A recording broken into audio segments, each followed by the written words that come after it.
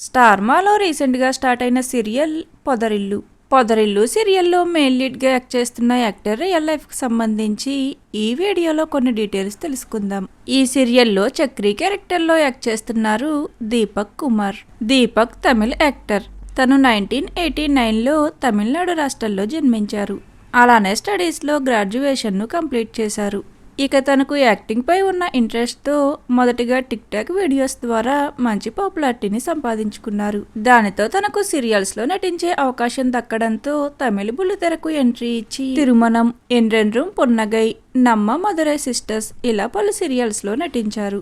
వీటిలో ఎండ్రెండ్రూమ్ పున్నగై సీరియల్ దీపక్ కుమార్ కు తమిళ ప్రేక్షకుల్లో చాలా మంచి పాపులారిటీని తీసుకువచ్చింది.